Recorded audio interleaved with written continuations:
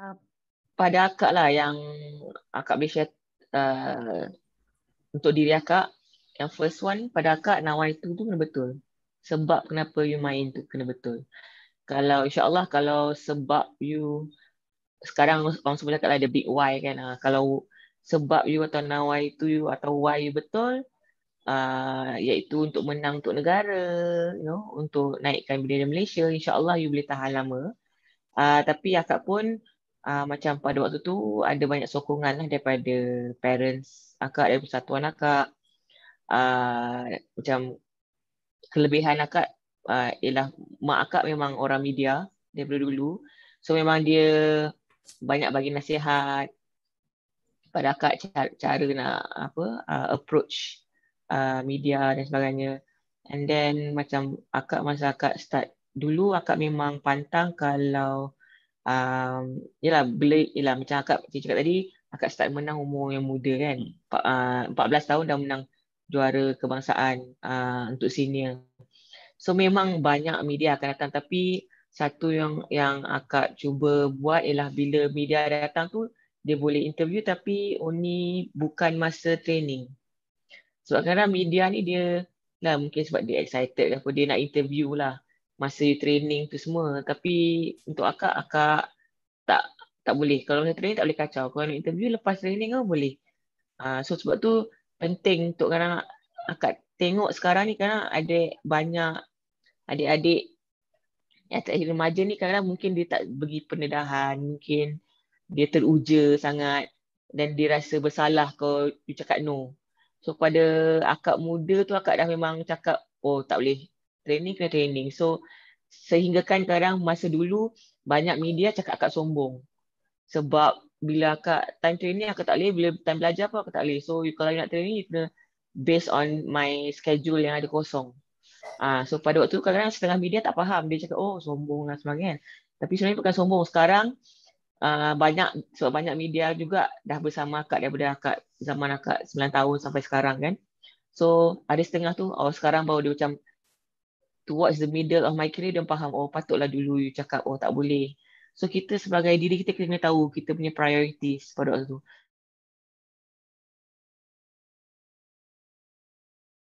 You kena as a player, as a national athlete, pressure comes with the job. You tak boleh cakap, oh saya tak ni sebab saya. You kena belajar cara untuk menangani pressure tu. Belajar cara untuk main lagi bagus under pressure. Sebab kalau you pemain elite, contohlah you tengok Olympian lain ke, SEA Games gold medalist ke, Asian Games gold medalist yang menang gold semua tu, dia lagi pressure, dia akan main lagi bagus. Tapi yalah, sebab satu macam yang cakap tadi pun betul juga, memang benchmark dia lagi tinggi. Tapi sebelum akak pun, senior akak sebelum akak pun memang dah set benchmark yang tinggi juga. So that's why bila diorang budak-budak junior ni kan training, kita senior selalu remind diorang, tak boleh, jangan main-main masa training, kena fokus semua. Tapi kadang dia tak dengar. Kan sebab dia muda mungkin, oh nak enjoy je. Tapi sebab you nak enjoy, tak training betul, masa you dalam pelapis, dalam backup, you sibuk nak ada social life sangat semua tu, so bowling you memang akan undur, akan menurun sikit. Sebab semua benda boleh pergi 100%. Sebab tu kita kena ambil fokus dengan priority kita. So kalau macam macam tadi, you dah tahu, okay, patutnya lah kalau you dalam junior team kan, you tengok, oh senior you dah menang, oh nak jadi macam tu lah, so saya kena training lebih lah. So saya kena tahulah semua tentang bowling ni, tentang physical game, release semua tu. Tapi tak semua orang macam tu. Tu tak tahu, tempat tu terpulang pada individu. Macam persatuan pun, kau nak blame dia orang sangat pun tak boleh, sebab dia kena pakai talent yang ada. So at the end of the day, still bergantung pada individu tu sendiri. Kalau you boleh search tengok apa yang viral kat TikTok, apa yang viral dekat YouTube, apa yang viral dekat Facebook, kenapa you tak boleh tengok apa-apa video tentang sukan you? Macam mana nak buat release bagus? Macam mana macam mana nak, siapa pemain yang bagus sekarang? Siapa pemain yang sebelum tu? Kalau you nak create the future, you have to know the history juga. Kan you tak tahu apa-apa, you terus masuk, wah nak jadi bagus. Tapi macam mana? Tak tahu jalan, tak tahu nak balik. Semua you tak tahu. Macam mana nak bagus? Sebab kita masuk pergi sekolah pun kita boleh kan. Takkan pergi sekolah terus tahu, oh, okeylah dah boleh terus baca ayat, karangan, paragraf. You mesti baca macam mana ABC dulu, belajar mengeja. Sama lah, konsep dia sama je. So sekarang macam dulu bila kat coach, banyak cakap, oh tak tahulah coach, kenapa you tak tahu? You tahu kan siapa menang, contohlah apa-apalah Maharaja Lawak kan, boleh you tahu semua tu kan. Kenapa tak tahu pasal sukan you? You nak jadi world champion kan? Habis you tak tahu siapa yang bagus sekarang. So macam mana bila you tak tahu siapa yang bagus sekarang? Macam mana nak improvekan diri you untuk capai tahap tu? So pada saya lah, dia memang zaman dulu dengan zaman sekarang memang berbeza lah dari segi teknologi semua. Tapi sebenarnya the amount of work, the amount of effort, the amount of time yang you kena letak, yang you kena korbankan untuk berjaya, sama je. Sebenarnya sekarang lagi senang kalau you nak berjaya daripada dulu. Sebab dulu banyak benda tak accessible. Banyak benda susah. Sekarang semua ada kat depan mata. You buat tak buat je. Sebab akak tengok coaching is one of my passion, yes. Tapi it's not my only passion. Sebab banyak teammates akak pun dah join coaching. So, and akak pun dapat offer coaching job jugalah. Tapi macam, alhamdulillah macam akak sebelum akak bersara tu memang masa akak tengah main pun akak memang fokus on education juga. Sebab tu kita perlu jurulatih-jurulatih yang bagus di setiap negeri. Sebab bila kita jurulatih kita macam tak committed di peringkat negeri tu kan kita rugi. Sebab by the time dia masuk national youth, national juniors tu pelapis, benda yang patut dia orang tahu dia orang tak tahu. So bila dia masuk pelapis tu actually bukan untuk dia orang naik ke peringkat yang tinggi. Dia orang kena setengah jurulatih tu kena macam buang balik apa yang tak relevan, betulkan balik so that dia boleh naik. So benda tu ambil masa. So sebab tu kadang-kadang juga kenapa pelapis kadang-kadang lambat nak naik ke peringkat senior. Sebab macam bowling ni banyak dia tapi macam cakap lah sebab mungkin komitmen lain kan, jurulatih semua kita faham lah dari segi tu. So mungkin sebab tu juga jurulatih macam dia dah macam tawar hati ke, tak macam dulu. Macam kita orang dulu memang kalau tak bagus memang tak boleh masuk squad remaja ataupun senior. Sekarang kadang-kadang tak semestinya sebab tak cukup orang. So masuk. So quality tu dah macam tak seperti dulu sangat lah.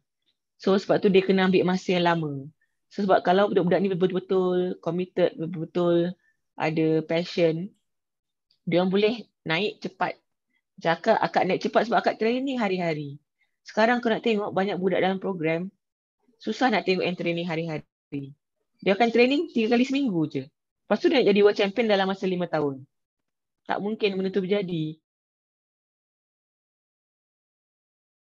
Kadang-kadang ada tapi sebab tu kalau akak coach memang akak akan go all out. So kadang-kadang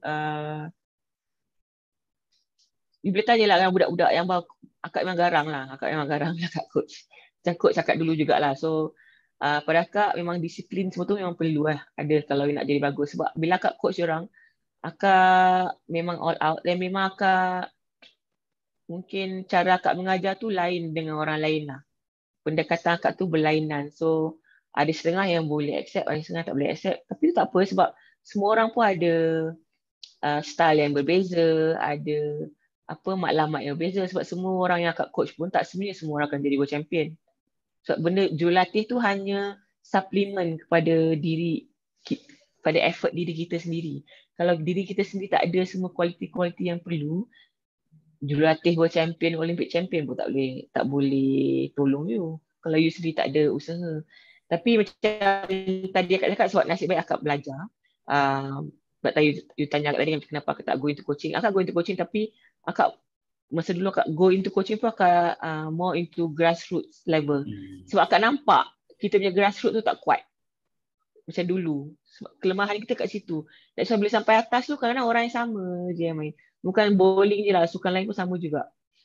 So sebab tu akak coach Sukma, uh, I think 3 atau 4 Sukma lah. So akak cubalah masa tu untuk hasilkan pelapis-pelapis untuk dapat masuk ke skuad National Junior sebenarnya. Dan akak pun lepas tu akak dah buat tu sebab akak pun tolong bahagian admin. So akak tengok macam banyak semua teammate akak sekarang dah jadi jurulatih kebangsaan untuk bowling. Even suami akak sendiri pun. So tengok dah ramai sangat, tak payahlah dah sebab dah ramai sangat. So sebab akak ada option lain. Mungkin pada diorang minat diorang coaching. Cakap akak ada beberapa benda lain yang akak minat juga. So akak cubalah masuk kepada akak tolong bagi pula cakap sekretari Persatuan Tampin Bowling Selangor. Lepas tu akak assistant secretary untuk Persatuan Kebangsaan. So akak cuba sumbang melalui dari segi lain pula lah.